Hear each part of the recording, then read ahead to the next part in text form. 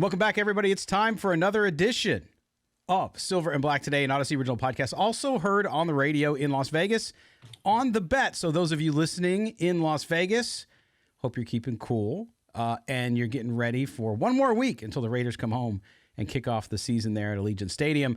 I am Scott Gulbransen, your host. I am joined by my co-host, my partner in this whole rigmarole jazz thing or whatever it is we do here.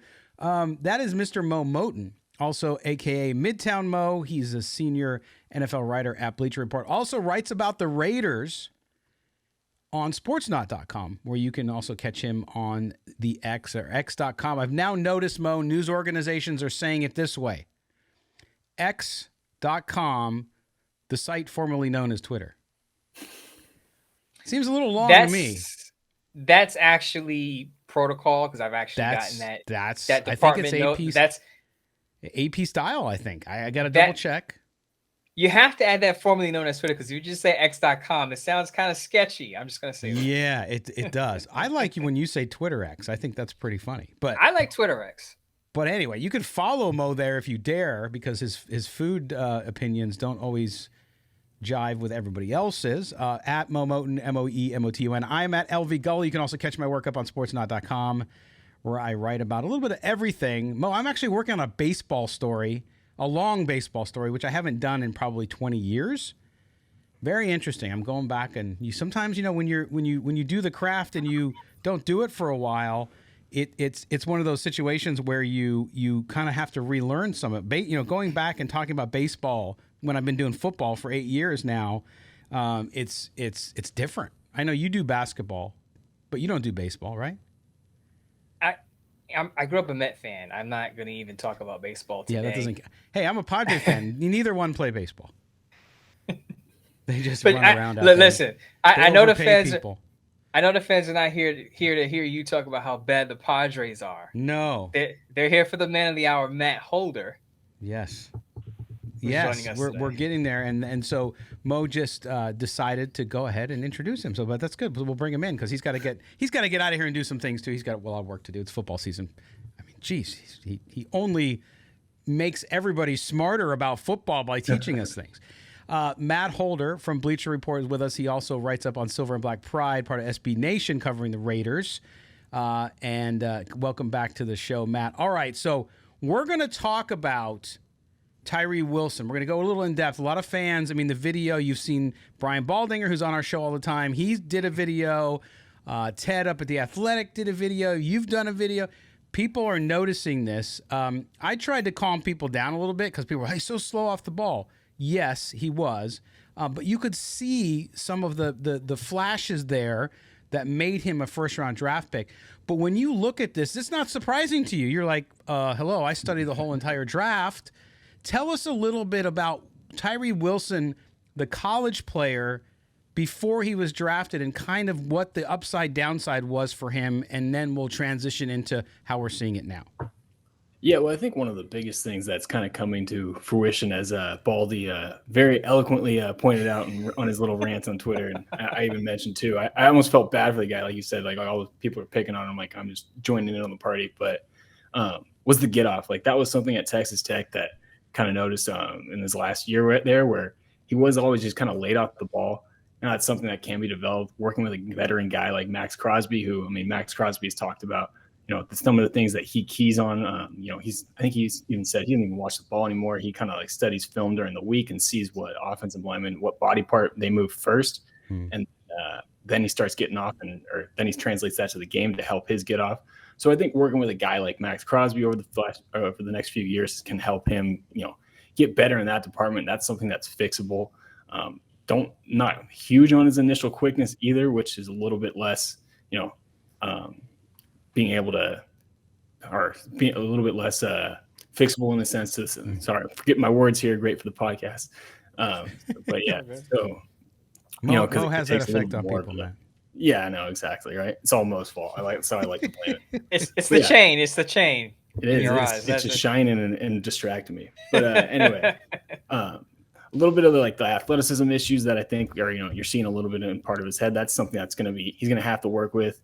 But again, like you guys said, I keep gonna keep going back to that Dallas Cowboys game where he, pushed that poor tackle halfway to Austin or whatnot, and was physically dominant. So I think those are the traits that you're going to see, and we've seen the flashes. We've seen what made him so successful at Texas Tech and like a man amongst boys at certain times. It's just obviously when you have the first taste and it doesn't exactly look good, can get fans a little angry. Obviously you'd love to have your top 10 pick hit the ground running, but at the end of the day, he is still a rookie. And I think this situation too for him in Denver, obviously not having participated in any of the off-season workouts or the combine stuff with the foot injury, then missing, training camp or most of training camp, had the training wheels on during training camp. The guy's just not in playing shape right now. And then on top of it, you go out and play in Denver, which is probably the worst spot to play with the altitude up there for someone who's not in shape yet. And I think that's a big part of why he didn't start, even with everything that was going on with Chandler Jones. So a lot of stuff going on that I think wasn't working in his favor. And again, I think got to be a little bit more patient with him because of that injury and because he's not in shape yet. Let's let him get at least till October, so we start calling for his job, right? And man, that's what I was gonna say is how long do you think it will take him? You just answered the question right there, October. And I've always said on my Bleacher Report Lives and on this show that I give it the second half of the season. I want to see what Tyree Wilson looks in the second half of the season because he didn't have much time in training camp, had 12 snaps in the preseason. So I ask you this, is it, because I saw some fans asking this question, how much of it do you think is he's just slow getting off the ball, which you put in your Bleacher Report scouting report for Tyree Wilson, I remember. But how much of it do you think he was just in his own head, overthinking it as a rookie, not having so much time on the field? Because I think some of that too is you have to, people say you have to play and not just react to everything. And it seemed like he was but he was the last guy off the ball. And it was just a lot of reacting and not playing football. So as he gets comfortable, I think naturally, do you think that gets better, his get off the ball? Yeah, I mean, definitely. Like I said, I think working with a guy like Crosby and starting to pick up those veteran tricks of the trade that can definitely help him out. At Texas Tech, he was the man. He wasn't the guy that was looking for advice. He was the guy that people were coming to him for advice for. And I think that's a transition for a lot of rookies. So, I mean, like you said, as he gets in better shape, as he gets more experience and starts picking up on things, that's something that can definitely get better, So I like where you're at with like the saying about mid-season to start to judge him. I definitely would agree with you. When I was talking to October, I'm saying a little more tongue in cheek. So yeah, I think once November starts rolling around, once the mid-season, then we can really start getting into and nitpicking his game. But yeah, I definitely hear you. As the year goes on, I think that get off will get better. I don't know if it'll ever be, the elite that we're talking about in the NFL, but I bet he's not going to be, half a second late off the ball like we saw him this past week. Yeah, that snap anticipation. I mean, that one clip obviously is going to haunt him until it doesn't, which means, when he starts doing a better job of it. Because it is shocking when you see Max Crosby. And again, it's not fair to compare the two because Max Crosby, although a 4th round draft pick, not a 1st round, has that experience and he's been working at his craft as a professional. So I think it goes a little different there. But when you look at that too, and focusing, obviously they look at the film, the team watches the film together, everybody sees it. So that becomes an early test. To your point about he was a leader at Texas Tech, people came to him with all sorts of things, whether it was football related, off the field, whatever. Now he's in the position where he's got to find his way. And so it becomes a true test of character there as well. What do we know about him when it comes to that? He's had challenges with injuries and things like that in the past as well. But how, for a player coming in as a rookie, as much scouting as you do of the draft, when a guy comes in and he's king of the hill in college, and then he comes in and guess what? He's starting at the bottom rung. How hard is it for guys to do that? And when can you tell if a guy's not able to? Yeah, I mean, I think, one of the best things I think you can kind of compare it to is it's like going, from 8th grade to your freshman year of high school where you're all of a sudden you're in the big, you're not the big fish in the small pond anymore. You're the small fish in the big pond. So I think, yeah, that's definitely something you can grow with and that you can kind of step in your own leadership and kind of make yourself better. But as far as a timeline, I mean, everyone's so different, especially with that kind of stuff. He was a guy that, like I said, was a captain at Texas Tech and was a leader there. All the reports about him off the field were pretty good, and no red flags or anything like that. So I think he will put it together. When exactly that happens and when he starts kind of becoming more comfortable. Usually, I feel like that probably happens around like the second or third year with a guy's got their feet wet, they have experience, and they know what they're doing a little bit more. They're not running around like a chicken with their head cut off, which most rookies are. So yeah, probably a couple of years for Tyree. But again, he has the background and everything you're looking for someone to step up like that.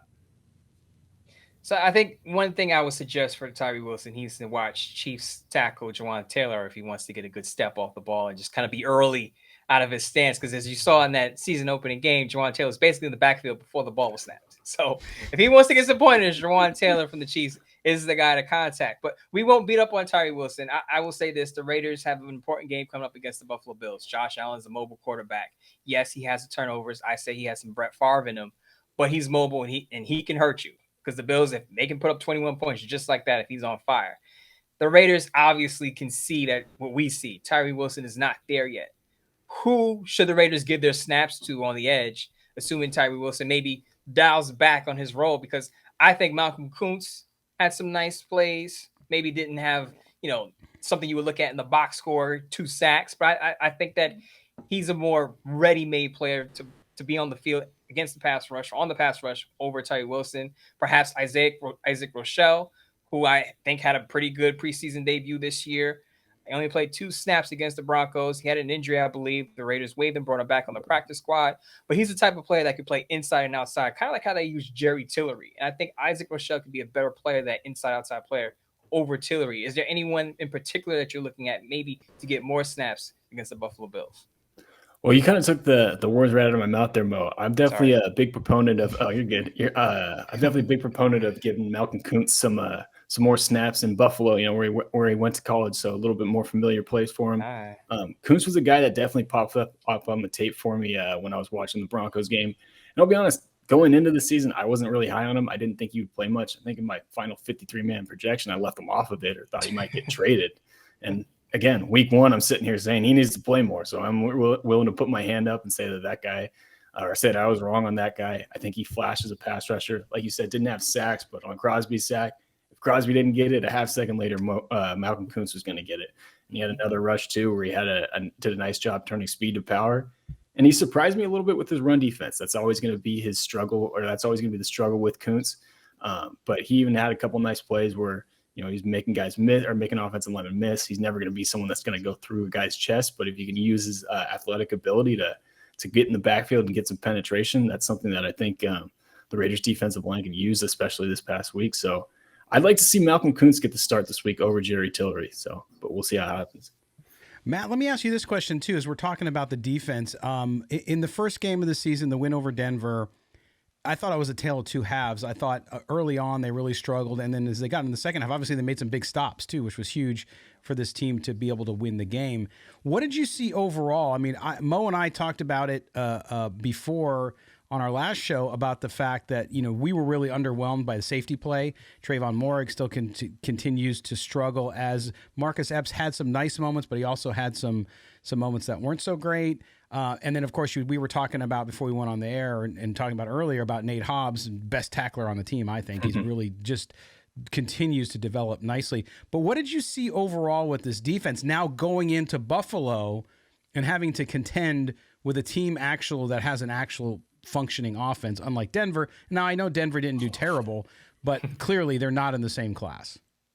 Yeah, I mean, I think one thing that stood out to me about the defense was kind of what you're talking about was Nate Hobbs was playing a little bit more, almost like the third linebacker. The Raiders, they ran maybe a few plays outside of their nickel personnel. I think Spillane came in as the third linebacker for maybe 4 or 5 plays. But for the most part, even when the Broncos were going in their heavy personnel and their jumbo packages, Hobbs was staying in the game, and he held his own. I mean, he had a pretty good showing against the run. Like you said, a willing tackler. So that was something that was really encouraging for me. I think the safety play can definitely get better. Moehrig, that one touchdown that he gave up, he just kind of lost his guy in coverage, and Epps gave up the other one. But what I will say in support of both those guys is both those were off scrambles where the pass rush just didn't hit home. It's hard to cover for 6-7 seconds out there, and that's what was killing the Raiders. And that was honestly what kept the Broncos in the game, is a lot of the Broncos' big plays and their 2 touchdowns were literally off scrambles. And I think that's one of the things that kind of worries me going into this Bills game is that's what Josh Allen wants. Like Josh Allen would almost rather have you just, not just cover up the play initially and then turn it into backyard football, stick in the dirt. That's when he's at his best, when he can create. And same with a guy like Patrick Mahomes and Justin Herbert's in the same vein too. The Raiders are going to have to see 2 times each this year. So that's kind of one of my biggest concerns is, is this pass rush, is someone going to start winning the one-on-one matchups besides Max Crosby? Because again, that was one of their biggest weaknesses. And I think a big reason why Denver was able to move the ball on him last week. Now you do a damn good show with Marcus Johnson, who I'm familiar with. Shout out to him. Tape don't lie, right? So I know you guys looked at the offensive line. So I want to switch over to the offensive side of the ball. What did you see from the offensive line? Because the one thing that I will say, a lot of people ask, why didn't Hunter Renfrow get enough, more snaps? And what I saw was they had an extra offensive lineman out there or inline tight end. So if you have an extra offensive lineman out there, somebody has to come off the field. And it's not going to be Devontae Adams. It's not going to be Jacoby Myers with his connection with Jimmy Garoppolo. It had to be Hunter Renfrow. But I'll let you talk. What did you see from the offensive line and how did it impact the Raiders offense? Well, I think one of the biggest things was, what I was just saying about the Raiders pass rush not getting home. The Raiders offensive line did excellent pass protection too, which we kind of know to come from them from last year. I thought they did an excellent job. Running game, I was a little underwhelmed with them, especially in the red zone. Marcus pointed that out in our latest episode, how they weren't getting enough push. And when you start to get in the red zone, that's when you need to start moving people out of the way because defenders don't have as much space to carry or to cover, so they can come down and be a little bit more aggressive. So I think that was one of the biggest things is, in pass protection, they were definitely stout. The running game, I felt like they left a little bit of meat on the bone. I know they were bringing in Thayer Munford as that extra tight end, which they kind of need because right now their tight ends aren't exactly the greatest blockers right now with Michael Mayer and Austin Hooper. But at the same time, you can't do that, bring an offensive tackle onto the game more and still average 2.1 yards per carry, which I think was what they ended with. So I definitely feel like, that's the biggest area for improvement, for them offensively as a whole. It's just if they can start moving the ball and start getting the running game going, which obviously they were able to do last year with Jacobs, but Jacobs also did quite a bit of creating on his own last year, where if you go look at the PFF stats he had was one of the tops for yards after contact too. So I definitely feel like, of the offensive line for the status, pass protection is definitely good. But we need to find somebody that can step it up in the run game and start moving people. But I was pretty impressed with what I saw from Greg Van Roten. I thought he had one of the better games, or most surprising games, I guess, for me for watching Alex Barrs play right guard up for most of the last year. Yes, So and Mo was the president of his fan club all summer, by the way. I was crushing Alex Barrs all summer. I'm sorry. Yes. Alex Barrs, family members, I'm sorry. He's not a starting. We were doing it on Tape Don't Lie too, so don't worry. Oh, I know. Yeah, absolutely. Matt, before we let you go, though, I have to get one comment to put you in hot water with everybody because you can't win when I ask you this question. You ready? Quarterback play. Okay, so quarterback play. So Jimmy Garoppolo had, in my view, a very Jimmy Garoppolo type game. Now, you're not going to look at the stat sheet and say, wow, this guy's going to be an MVP. But he was efficient. He had the one bad throw in the end zone when he had an open Devontae Adams coming out of the slot, right, on the same play, and he threw the interception. But overall, a Jimmy Garoppolo-led offense, which was pretty much, with the exception of some of the new wide receivers and tight end, pretty much the same as it was last year. What did you notice about how the offense is running with him at quarterback versus Derek Carr? I think one of the biggest things was Jimmy Garoppolo making some plays with his feet. He sealed the game with that last run, which, I think a lot of people have grown pretty frustrated with Derek over the last few years about. So I think that was one of the biggest things is, Jimmy was willing to tuck it and run a little bit and take off and pick up those first downs with his legs. Like you said, I feel like in the red zone, that was probably one of the biggest disappointments that interception is going to haunt him, kind of forced it into coverage. Might have had Devontae open. It would have been a tough throw, but at the end of the day, you can't turn around and throw a pick on the other side of the field. And at least if you throw an interception thrown to Devontae, you're targeting the number one receiver in the NFL. So I think that's one of the biggest things is, can he kind of get back to being more accurate? I'd like to see him target the tight ends a little bit more. That was something I was kind of expecting of him in the game last year. And the only one that caught a pass was Austin Hooper. Him and George Kittle, granted George Kittle's, obviously one of the better ones in the league, but him and George Kittle had a great connection in the red zone where Jimmy would kind of just throw it up and almost look past other guys that were open to give Kittle a chance in the end zone. That's how much he trusted him. So I kind of hoping that they can figure that out, maybe a little bit maybe figure that out with Michael Mayer, who was really good in the red zone at Notre Dame, and is good in contested catches. So that's kind of definitely one of the biggest areas of improvement that I'd like to see from Jimmy is, that's supposed to be his claim to fame, or his biggest, or probably one of his biggest strengths over Derek Carr is he's really good and really efficient in the red zone. And we didn't quite see that last week, but. That's fair. Absolutely. Yeah. And the patience thing with some of these young players, fans don't have it. I understand it. They just want to win. They want their team to do well. They want to make sure that their draft picks that their GM took are great, and they're on the cover of Sports Illustrated, whatever it is. They're just, impatient as well, which we understand as well. Make sure you follow Matt on the site formerly known as Twitter. I'm not even going to put the letter in. You can follow him at mholder95. mholder95. A great follow on Twitter. So if you don't already do it, go do it now. And we certainly appreciate it. Matt, thanks, my man. We'll have you back on, I'm sure, as we progress along the season. We'll get an update from you on Tyree Wilson. And then maybe next time, too, we'll talk about, in several weeks, too, Michael Mayer and see how he's doing, if he learned how to block yet in the pro level. And then hopefully they're able to kind of unhinge him offensively. So thanks for being with us, brother. I appreciate it. Thanks, No problem. Thank you guys for having me. All right, there you go, Matt Holder. Always a great guest, and everything he does is top notch. So make sure, if you follow him on Twitter, you'll see the Tape Don't Lie stuff. You'll see the stuff from Bleacher Report. You'll see the stuff from Silver and Black Pride. He's all over the place and does great work. So make sure you do that. All right, we're going to take our first break. That was a nice long segment because it deserved it. I hope you appreciate that. And we're not even charged for it, Mo. We're not charging anybody for that content. It's just out there for them. Matt Holder's I'm not just saying it's because he's my Bleacher Report brethren, but Matt's the guy, man. And if he did a bunch of Bleacher Reports, scouting reports, had one on Tyree Wilson that I looked up, and a lot of things that he said we're seeing early. But I said, as he said, and as I said, give him some time. Give him some time to get into playing shape. Absolutely. Okay. It's time to pay some of those bills since you're not paying them for us. I'm kidding. We love you guys. We'll be back right after this break on Silver and Black Today, an Odyssey Original Podcast. Don't go anywhere. Welcome back. Silver and Black Today, an Odyssey Original Podcast. Also heard on the radio. On the radio. What's that song? No, I don't even think I'm singing it right. Anyway, it is The Bet in Las Vegas. So if you're listening to us there, thank you for doing that. We certainly appreciate it. It's a Saturday night if you're listening to us on the radio, so have fun and be safe. I am Scott Gulbransen. I am your host. I am also accompanied by my guy, my partner, my colleague. What else can we say? Compadre. Hey, look at that. Look at Mo coming up with the Spanish. Moe Moton, senior NFL writer at Bleacher Report, also Raiders columnist up at sportsnot.com, where I also work. Yes, you can find my stuff there as well. Follow Mo on Twitter. MoeMoton, the site formerly known as Twitter. I got to get used to that. And I am at LV Gully, and we're going to talk Raiders football. Raiders preparing to go to Buffalo.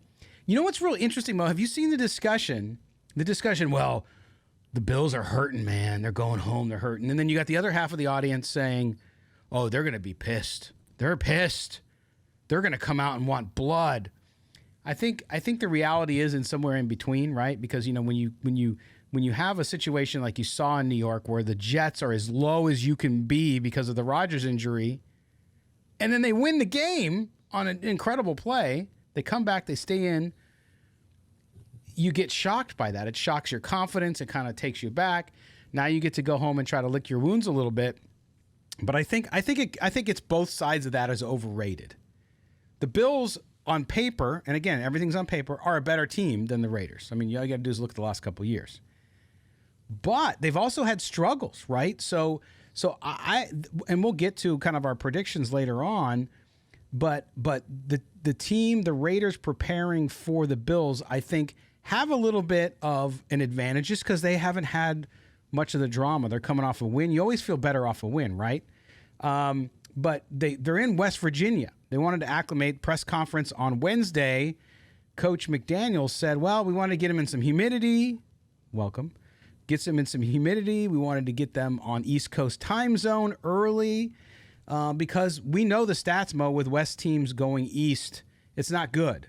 What do you think of this whole idea of theirs going to West Virginia and practicing out there? I think it's a good plan to have. At least they have a plan, So you give them that first step that they're trying to acclimate to the time zone and to the switching coast. So kudos to the Raiders for getting ahead of it, but it all boils down to what goes down on the football field. And you said it at the beginning of this discussion. On one hand, you have a playoff team who probably felt embarrassed after that loss, particularly Josh Allen, who put the loss on him and said, "Look, I cost us that game." So I expect Josh Allen to be more buttoned up when he plays the Raiders, but he is who he is. We've seen 5 years of Josh Allen now, going on 6. He will throw the ball up. I've said this multiple times over the past 24 hours. Josh Allen has a lot of Brett Favre in him. He's going to do he's going to make some spectacular throws, but he's also going to give you a chance at least 2 or 3 times in a game to get an interception. And the Raiders, once those opportunities come, the Raiders have to take advantage of that. Whether it's Trayvon Merrick on the back end, whether it's Marcus Peters or Corey Bennett on the boundary, whether it's Nate Hobbs or Divine Diablo in the middle of the field. When that time comes and he throws that ball up for grabs, you have to make a play on it. Because what did we hear a lot this offseason? All the Raiders defense is a different vibe. They're forcing all these turnovers, interception here, interception there. Well, they're going to have the chance to show it on the field with Josh Allen, who is a turnover machine. He's had 9 interceptions in the last 5 games. What you saw Monday night is not a blip on the radar. This is who he's been, especially after Brian Daboll took the head coaching job with the New York Giants. Yeah, and I was going to mention that too, my friend, because it's interesting now, especially, and hopefully I'm not being too critical here because I don't mean to, because I respect people who work in our business and spend a lot of time working hard. But now you have NFL teams have their own media arm. You have the NFL Network, which I'm a daily watcher of. I listen to NFL radio on satellite radio. I listen to all the stuff. It's great stuff. But it also is pre-produced. So we've been hearing about Josh Allen and the Buffalo Bills. And I'm not saying, I said earlier, they're a good team, very good team. But we've been hearing all this Josh Allen stuff. And then when you see those numbers, Mo, when you read the numbers, for those of you who still read stuff, when you read the numbers, to your point, you see there's been struggles, especially when he lost his offensive coordinator who went to coach the Giants. So you see that. And so I think for a lot of people, casual fans, they're going to pick the Bills over the Raiders. I don't care if it's against the spread or straight up, because they know the vaunted Bills, and the Bills have been close to in the playoffs. And Josh Allen is this super quarterback. He's a top 3 quarterback or top 4 quarterback. But in reality, especially over the last 5 or 6 games, it's been trending south. And so I think if you're a Raiders fan, I'm not trying to get your hopes up too much, but the Raiders, if they can play effectively, especially on defense, and create turnovers, as you said, because they didn't create a turnover in Denver, they got a real good shot at this game. And this is the kind of game, and tell me if I'm being too hyperbolic here, this is the kind of game I think can make your early season significantly if you can go on the road and get it. So the Raiders played 3 of their first 4 games on the road. I just did a Bleacher Report live stream and I said that if the Raiders beat the Bills, people are going to start having to change their perception of the Raiders season. Remember what we said during the offseason and leading up to week 1? A lot of analysts saying Raiders are only going to win 3-4 games. And while I don't have the Raiders in the playoffs, I said 3-4 games is way too low. Now, I'm not going to get ahead of myself and say they're going to beat the Bills, but you're definitely going to have to change your opinion or your off-season predictions for the Raiders win-loss record if they do beat the Bills. With that said, this is a big test for their defense. Can they take advantage of those opportunities? And you're going up against a playoff caliber squad. Even with Josh Allen's mistakes and his turnovers, his miscues, fumbles, and interceptions, the Bills are still a playoff team. You still have to respect the Bills as the playoff team because they could score 21 points in a matter of 2 minutes. Yes. It could happen. If Josh Allen is not turning the ball over, he's throwing 50-yard bombs to Stephon Diggs or Gabe Davis. Right. It could happen. So while I feel like the Raiders have an opportunity to win this game, this is not an unbeatable Bills team. This is a test to see if the defense is really making strides or not. Exactly. And the pass rush has to be there. There has to be, you can't have a lack of a pass rush with the receiving core they have, with young cornerbacks, with safeties that are trying to play their way back into a much more solid position. If you give them, as Matt said, you give them 6 or 7 seconds, it's over. It's going to be real tough to contain that Buffalo team. Buffalo's offensive line, go ahead, Mo. Here's an alarming stat. Even though the Raiders won the game 17-16, Russell Wilson had an average of 2.7 seconds per drop back before he threw the ball or felt pressure. That's 5th longest in the league. If they give Josh Allen that much time in the pocket, he's going to burn you. Yeah. But go ahead. Yeah, and it would be a very high scoring game. That's the danger, is that you have to be very, very, very attentive there, and you have to play tough defense. It's just going to have to work that way. Mo, we talk about injuries. Jakobi Meyers still in the protocol. My guess is at this point, I know it was the first day of practice this week today, but if he's still in the protocol on Wednesday, I would imagine him playing Sunday in Buffalo is pretty much not going to happen. Still could. It's not out of the realm of possibility, but knowing how the NFL is taking these things and knowing how significant he got hit, I would imagine he'll miss this next game, which opens up some time for Hunter Renfrow, right? So we should see Hunter Renfrow a little bit more, although Myers didn't play a lot in the slot the last game against Denver. But it'll be interesting to see who steps up. Do we see DeAndre Carter more at wide receiver? Because it's next man up at this point. I think the next man up you'll see is Christian Wilkerson, who was the surprise keeper on the 53-man depth chart. Because as you said, Jakobi Meyers didn't really line up a whole lot in the slot. So without him on the field, you can't just assume that Hunter Renfrow is going to soak up all the little snaps, because Hunter Renfrow doesn't line up for the most part on the outside. Right. So it's also a matter of what I brought up with Matt. If the Raiders go with 6 offensive linemen or an extra inline tight end, you're only going to have 2 wide receivers on the field anyway. Now, maybe that is Hunter Renfrow along with Davante Adams. We'll see. But a lot of people have asked, what do you think about Hunter Renfrow not getting all these snaps? And what have we been saying all offseason? He's going to have a reduced role. And right. I feel like people haven't been listening to me for the past 3-4 months. Yeah. I understand that I thought he would be traded. He's still there. But I also said that if he stays, he's not going to have as big a role as a lot of people think on this offense, because they brought in Jakobi Meyers, who comes over from New England. And I understand they didn't pay him a ton, but 3 years, $33 million isn't anything to sneeze at. They're not going to stick him on the bench after paying him that much money. You knew he was going to have a sizable role, but if he's not able to go, I would assume we see more of Hunter Renfrow. But I would say this, that the Raiders need to establish a run. Matt talked about it, not getting enough push for having an extra offensive lineman or tight end on the field. They have to get Josh Jacobs going, because the Jets did have some success running the football with Breece Hall and Dalvin Cook. Yeah, also yesterday, Davante Adams, Jimmy Garoppolo on the injury report with a foot and an ankle, respectively, did not practice on Wednesday, but really more of kind of a Veterans Day, right? So veterans can take a day off in essence. So that's probably much. And listen, every week in the NFL, every player has bumps and bruises.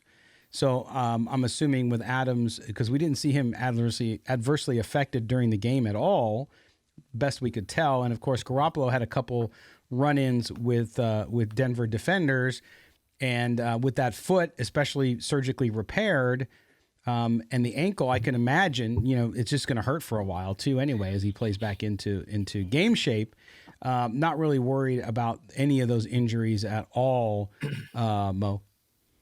It was his first game since late November, I believe. Remember, he didn't finish his last season in San Francisco.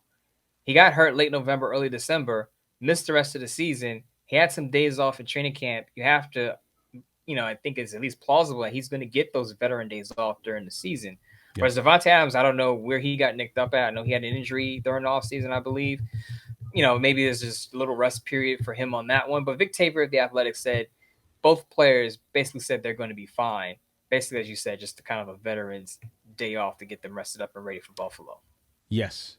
All right, we're going to take a break. When we come back, we're going to do a little bit of mailbag, and then we're going to talk a little bit about the game and tell you, we'll get Mo's prediction, Moestradamus, a weekly appearance now.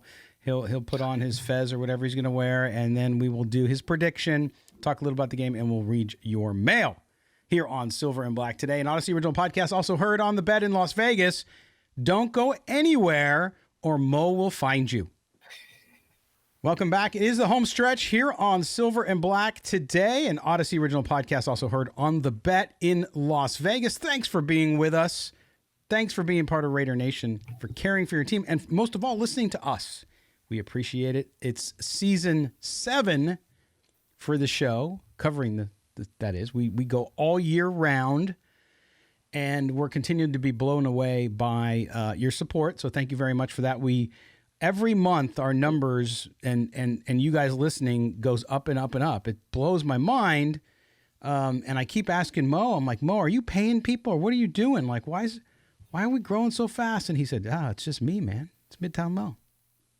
I have a big family in South Carolina, North Carolina. So all the viewers are basically just people with the last name Moton or Watson, maiden name. A lot of those people out there viewing the show. Shout out to y'all for boosting up our numbers. Y'all. I know you're out there, y'all, because I'm my Southern roots. So I got to say y'all. Right. Thank y'all out there for boosting our numbers. I see you. Don't think I don't see you and appreciate you tuning in and downloading our episodes. Absolutely. Awesome. And make sure you read Mo's stuff up on Bleacher Report and, of course, on sportsnot.com where you can catch both of our work. And we certainly appreciate it. All right, we're going to get right to mailbag. For those of you watching on YouTube, you can see me looking to the side because I'm getting to the computer. All right, so we have Carlos. Our first notice from Carlos. Carlos is out in Aurora, Colorado. So imagine being a Raider fan having to live in Bronco country. Oh, gosh. But Carlos says, hey, thanks for putting out one of the better Raiders show. Thank you. We appreciate that. I will judge this team after the quarter mark. I think this team will have a lot of close games, which the fan base will not like. Not happy with some of the aspects of the defense and the offensive play, but it's always just win, baby. That is Carlos. He goes by a.k.a. CL Audio 28, and I think that's on. You know who that is? Yeah. Yep. So I know who that is. So Carlos finally writes in. We appreciate you writing in. But he's got a point there. You don't really know what a team's going to be like till you get to about week 4, 5, 6. You start to know who people are, right? And then by Thanksgiving, you know fully. But overall, I think he's right there. And then his point about a lot of close games, Mo, I think this is where you're going to see that. And it does drive fans crazy. Because as a fan, you go into a game against the Bills, for example, and let's say it's a close game and they lose because it's on the road. It's tough. Fans, you get the hope up because you're there. You could have, if you just made that one play and this one play. But when you're a team in transition and you need more talent, you tend to have a lot of games that way. Right. And first of all, shout out to Carlos because he's at a lot of my Bleacher Report live shows. Very active participant in the chat. I read a lot of his comments. We have a back and forth. Appreciate you, Carlos. Thank you for tuning in and writing the show.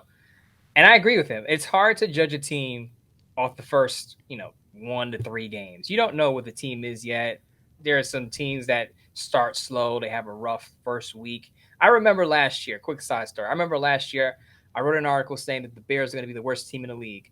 What happened? The Bears go in, they beat the 49ers in a rainy game. There's like a monsoon. Bears fans are huddling up in my mentions. Oh, Mo, what happened? We beat the 49ers. We're back. And what happened to the Bears? They had the worst record in the league. They had the number 1 overall pick. They traded it. But my point is you don't really know after the first game. Now, while Raider fans should celebrate beating the Broncos, let's be honest about the Broncos. A lot of people don't expect them to win a ton of games either. They expect Russell Wilson to be better with Sean Payton. But were the Broncos a Super Bowl contender? Were they a firm playoff contender before, as people talked about them in the offseason? No. So, I mean, I'm not taking anything away from the Raiders or trying to put a damper on the win. But now they're stepping up in weight class. Now you're going against the Buffalo Bills, who are flawed, but have won a division, I believe, 3-4 consecutive years in the AFC East. So this is the class of the AFC East you're going up against. Josh Allen, who put himself in the limelight and said, this is my fault for the first loss against the Jets. And he knows, I'm sure he watches sports radio and watches sports TV, listens to sports radio. You got people saying, Josh Allen sucks. He's a bum. He's nothing without Brian DeBall. He's a competitor. Naturally, his competitive juices are going to kick in. He's going to try to put together his best game against the Raiders defense, and the Raiders may get his best shot in a while because he now hears the chatter that he isn't that good anymore. Like you said. The Raiders have to be careful, not be careful because I'm sure they understand they're not going to underestimate Josh Allen. But for the fans out there who say, Josh Allen's a bum, pump the brakes on that one. The Raiders are trying to come up. The Bills are at the top of the AFC East. This is a big test for them. Yep, absolutely. All right. Well, thank you again for the message. We appreciate that. That's awesome. By the way, don't forget to subscribe to the podcast if you already don't do it. We get a lot of the listener mail. We have another piece of mail here who comes from somebody who interacts a lot with us on Twitter, but also is always in the YouTube chat. So we'll call him out here in a second. So make sure you subscribe to the show so you don't miss out. But it's Vic Romero from L.A., one of our biggest markets, by the way. It's one of the biggest markets for downloads of our show is Los Angeles. So thank you guys all to the folks in the City of Angels. It says, what up, guys? I like this message, by the way, Mo. Good humor. What I want to know is, why did Hoyer come in for Garoppolo on those couple plays when he was out? Everyone, including my 98-year-old grandmother, who, by the way, moves faster than Tyree Wilson, knows that O'Connell is a way better quarterback. I get O'Connell is a rook and Hoyer is a vet, but come on, man. Please, someone explain this to me because I haven't heard anyone talk about it. Thanks, guys. Love the show. That's our good friend Vic Romero in Los Angeles. And I want to start with this one, too, because the technical explanation is that Aiden O'Connell was the emergency quarterback. So he cannot play. Now, Garoppolo, if he was hurt and was out, then he becomes the number 2 quarterback. But I think what's happening here, and as great as O'Connell did, I mean, we even have the T-shirt. By the way, go buy your T-shirts. Help the One Nation Foundation. But the issue is, though, I think what they're trying to do is be very prudent and careful with Aiden O'Connell, who may play this season at some point. But I think they don't want to rush him into it or put undue pressure on him and make him, well, you're the number 2 quarterback, right? Why? You don't necessarily do it. I understand, Vic, because I rather see him play than Brian Hoyer, who's just going to hand the ball off, right? I get that piece of it. But, Mo, I think, to me, that's what they're doing. They're managing him, knowing that he could be special. We don't know yet for sure. He hasn't faced real competition. But I think they're just trying to make sure they bring him along. And you were right. You hit the nail on the head. There was no way Aiden O'Connell could come in as the emergency third quarterback because that emergency third quarterback can only come in if the first 2 guys are unable to play. Correct. So I guess the question becomes, why isn't Aiden O'Connell the number 2 quarterback going into the game? Right. And to answer your question, you don't know what situation is going to arise in the game. And I don't think you want to put a rookie in the game for his first snap in the red zone because that's where Brian Hoyer had to come in. Those are red zone snaps. So it's one thing to have a rookie who's only played in the preseason against second and third stringers. Oh, yeah, go in the red zone against a tough Denver defense and go do something other than hand the ball off. It just wasn't going to happen. So as I said, until they feel like he's ready to handle any situation that they throw at him as a number 2 guy, because you have to be ready for anything. If you're the number 2 guy, whether it's going in on the red zone, driving a team down in the fourth quarter, I don't think they have enough trust in the rookie yet to put him in those situations if they were to arise. They obviously trust Brian Hoyer, who's been around the league and seen a lot more, obviously, than Aiden O'Connell, who's a rookie. Yeah, absolutely. Good answer. And Vic, great email, the humor about Tyree Wilson. Yes. Shout out to your grandma, too. See your grandmother in that 4-point stance, man. If she can do it, I mean. Hey, if she's got a faster get off than Tyree Wilson, maybe we'll have someone else who can get after Josh Allen on Sunday. Yes. By the way, a quick mention. So we're going to have, we got about 3 minutes left in the show. We're going to get to the prediction here in a second. But we have the post-game show coming up on Sunday. It's an early game for those folks on the East Coast. It's a 1 o'clock. For West Coast, it's a 10 o'clock. We're still going to do our show. And if you come into the YouTube chat, we're going to be doing some giveaways. So we're going to give away a set of the Raiders Fisher-Price Little People. If you go back a couple shows, you saw that. I'll show it on our next show when we do it. And then also our good friend Dan at DC4L Custom Tees, who did the Midtown Moe shirts and the Irish Cannon shirts, we're going to be doing a bunch of giveaways, multiple giveaways on Sunday of Raiders T-shirts. So make sure you go to DC4L Custom Tees, TEES.com. Look at their stuff. Buy stuff there. It's great stuff. Get your Midtown Moe hoodie. Get your Irish Cannon hoodie. You can get a green one, too, which is kind of cool. I know everybody wants black. I get it. But anyway, we're going to have a bunch of giveaways, so make sure you come on the live show on Sunday to do that. We'll also have some more giveaways next week during our weekday shows. Okay, we're going to have some kind of, what's it called? Kind of find or hide and seek kind of stuff. Some gamesmanship next week on the show because Dan is so happy with how you guys are reacting to the Midtown Moe and the Irish Cannon shirt, but also how Raider Nation supports his business. So he's given us a buttload of giveaways. So stay tuned for that. All right, Mo, we got a couple minutes left. The Raiders in Buffalo. I'm going to start with this one because I'm picking the Raiders. I'm not going to give a score. I leave that to Moestradamus. But I'm going to pick the Raiders against the spread. I think the Raiders are going to cover. I'm not saying they're going to win outright. I think they could, but I think they're going to cover. I think it's a lock. Our good friend Vincent Frank, our editor up at sportsnet.com, picked that as well. So give him a shout out. I think they're going to do it, man. I think whether or not they win, we'll see. But I think it's going to be closer. I think Josh Allen's going to struggle as mad as he is and as much as he's got to prove. I just sense something with the Bills team. I like them, but I just sense something, and I think the Raiders are going to put it together, and I think the Raiders are going to stay close. I'm going to break a couple of hearts here. I know I am.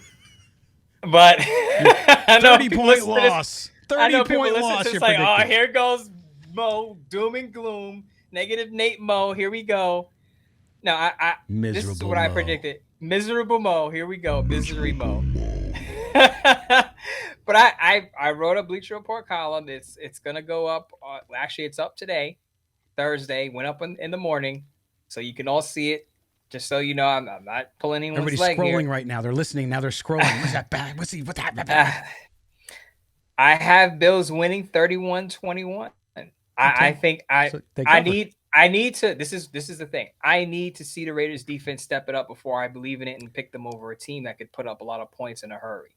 Until I see it from this, and it feels like I've said this for 20 years. The Raiders defense could be just solid. But as we pointed out today, we talked about it. Tyree Wilson is not ready to have a full-time role yet. Is Malcolm Kuntz going to get more snaps to get pressure on the quarterback? If not, who else? Other than Max Crosby. I know Jerry Tillery had a sack, and that was a coverage sack because they had good coverage on the back end. But other than Max Crosby, who's going to force Josh Allen to make those bad throws? Because the Jets have one of the top 2 or 3 defenses in the league outside of the Dallas Cowboys. The Malcolm Kuntz homecoming game. I'm telling you, he's going to have a big game. I'm not saying he's going to have 3 sacks. But he's going to have a big game, be disruptive. And I know, like, people always get mad at me because I'm objective. And, oh, you don't like the Raiders. You grew up a Charger fan, blah, blah. But I'm telling you, I don't know what it is. I just had this feeling came over me, Mo. I just feel like they're not only going to cover. Again, I'm not saying they're going to win, but I think they're going to cover. And I think it's going to be a good game. And I think they're going to prove a lot to people with this game. Now, if they lose 50-0, I won't be on the show Tuesday. No, I'm just kidding. But no, I just feel it. I feel it. And to your point about being skeptical, absolutely. Everybody should be skeptical to a certain point. You got to go prove it, to talk it, to feel it, whatever. You got to prove it. And so they have a great opportunity. It's a great opportunity for them to do that. Someone asked me today on Twitter X, they asked me, what would the Raiders have to do for me to move off my 6 to 7 win prediction for the Raiders? I said they beat the Bills. I'll change my tune. They beat the Bills and the defense looks good, I'll change my tune. But until then, until the defense shows me that it is a different vibe, because that's all we've been hearing. Again, this offseason, the interceptions, the fumbles, this defense is different. It's coming together. Okay. All right. You got Josh Allen who's throwing a bunch of picks in his last 5 games. Let's see it, Raiders defense. Step it up. So, Mo, if the Raiders beat the Bills, will you eat a handful of candy corn? Oh my gosh! Here we go. You tweeted the other day about candy, so it just came up. I'll eat 5 pieces of candy corn. Oh, if they beat the Bills. On the show closest to Halloween, I will eat 5 pieces of candy corn. There you go. On the show, I might eat it on my Bleacher Report Live as well if the Raiders beat the Bills. Yes, and either way, I will eat buffalo wings. Whether they win or lose, doesn't matter. I'll probably have buffalo wings on Friday, actually. Exactly. My favorite are the Korean ones, which aren't buffalo wings. They're barbecue Korean wings, double fried. Oh, good stuff, man. Anyway, good deal. Okay, Mo, so you said 31-21. Yes. Okay, so there you go. Mo says 31-21 Buffalo Bills. I say it's going to be closer to that. I don't know if the Raiders will win. I'm kind of feeling it a little bit. I just think it's going to be a lot closer to that. So I'm going to bet the Raiders. I haven't bet the Raiders in a while, but I'm going to bet the Raiders this weekend. So I'm putting my money where my mouth is. So we'll see how it goes. All right, my man. We know you have a Bleacher Report Live coming up after the game as well. People can find there. You have your column, or excuse me, your story up today on Bleacher Report. Anything dropping on Sportsnot this week? Yeah, absolutely. Forget what I said about the prediction. I wrote a column on Sportsnot telling you and everyone listening what can the Raiders do to beat the Buffalo Bills? I had 3 suggestions, all on defense. Because I think the offense, even without Jacoby Myers, I think the offense needs Josh Jacobs to get going to win this game. But there are 3 things on defense, 3 roster moves on defense that I think the Raiders need to make in order to get Josh Allen to throw those interceptions. Also, as you said, post-game show after the Bills-Raiders game out on the East Coast. So that'll start at 4 o'clock, assuming the game is over after 4 quarters. If it goes into overtime, I'll be there after overtime. The other thing, this is not anything that I'm doing, but Raider Dad has been nominated for Best Nonprofit Organization, Best in Las Vegas. I pinned that tweet to my pinned that post to my X handle. Please go vote for him. Not because I also contribute via my Midtown Mo t-shirts, but because he is doing great things, bringing families to Raider games, giving kids their opportunity to be exposed to some of their, I guess, childhood heroes, and just having the family experience of being at, the parking lot and, before the game, pre-gaming, after the game, baby. Tailgating, all of that stuff. Just giving kids that wouldn't have had the opportunity to have those experiences through his organization is huge for the Raider community and Raider Nation. Please go support him. Please go vote for him. Best nonprofit organization for Best in Las Vegas. Absolutely. In fact, we're gonna have Josh on next week. We got to call him and have him on because the first home game will be next Sunday. So we'll have him on to talk about what they're doing so that you can get out there and support him or support them financially, whatever you do. If you're a season ticket, we have a lot of folks who are season ticket holders that listen to this show. And I know a lot of you sell some of them occasionally, which is, I know, tough for some of you to understand. But also, sometimes you just can't make a game and you really want to either give the tickets to somebody. This is who you give the tickets to. Imagine making that possible for a child and his mother or father or all of them to go to a game that they could never be able to go to without your help. So it's a great thing, and I'm glad you mentioned that, Mo, because we'll get Josh on. We got to have him on. All right. Also, you can catch up on Sports Not today. I have my weekly Raider piece where I kind of get you up to speed. Not everybody reads every day. So if you want to know kind of what was said, what's going on with the team, cover all the media availability. So I do a piece for Thursdays on the Raiders going into the weekend. So check that out as well. We love it. Okay. Now it's time to say thank you to the man who puts this all together. And that, of course, is our producer, Mike Rabier, who does an amazing job for us. So we certainly appreciate all those social videos you see, all that. He cuts that all up for us. Just a fantastic dude. And we certainly appreciate him. He's made our show much better. So we will see you guys live, myself and Murph from Raiders Fan Radio, after the game on Sunday. Might have tomorrow a Silver and Black Blitz. So stay tuned for that one as well. And then Mo and I will be back here early next week to get you caught up on what might be a Raiders win or not. So we'll talk about it then. For Mike Rabier, for Moe Moton, I am Scott Gulbransen. This has been Silver and Black today. Everybody, have a great weekend and enjoy the game, and we will talk to you Sunday night.